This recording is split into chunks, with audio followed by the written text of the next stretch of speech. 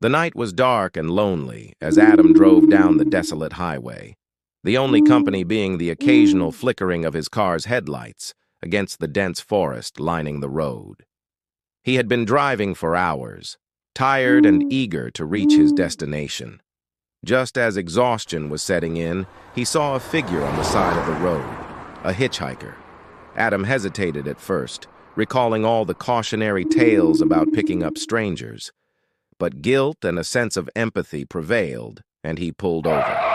The hitchhiker, a gaunt man with wild eyes and ragged clothes, gratefully climbed into the passenger seat.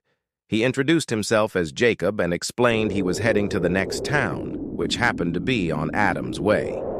They drove in silence for a while until Adam decided to break it, attempting to make small talk. Jacob was polite but distant, only offering short, vague responses. Adam couldn't shake a feeling of unease, but he dismissed it as tiredness playing tricks on his mind. As they approached a gas station in the middle of nowhere, Adam pulled in to refuel and grab a much-needed coffee. He left Jacob in the car, promising to be quick.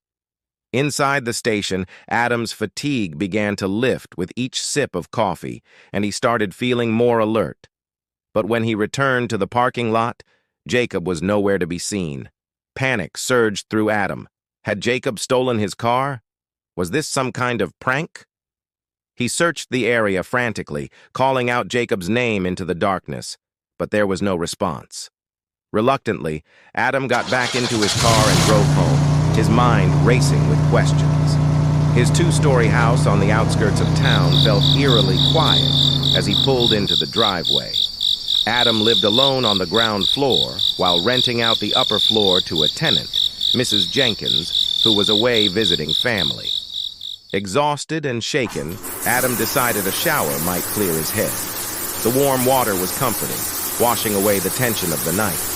Feeling somewhat calmer, he dried off and slipped into bed, hoping for a peaceful sleep to erase the bizarre events of the evening. But peace was not to be.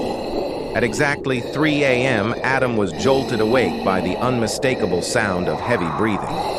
Heart pounding, he sat up in bed and strained his eyes in the darkness. There, at the foot of his bed, stood Jacob. The hitchhiker's eyes gleamed in the dim moonlight filtering through the curtains.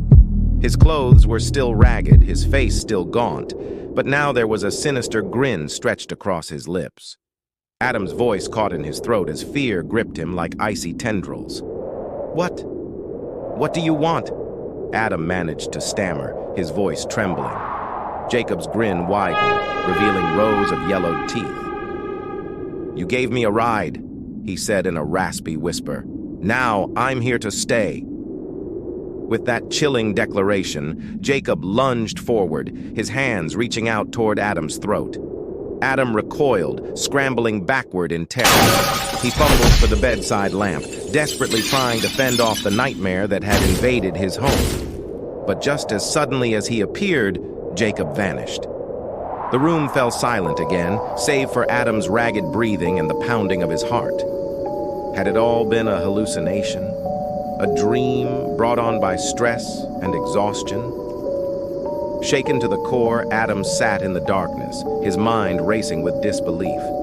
But deep down, he knew it wasn't a dream. Jacob had been real, and he had brought something malevolent into Adam's life that night.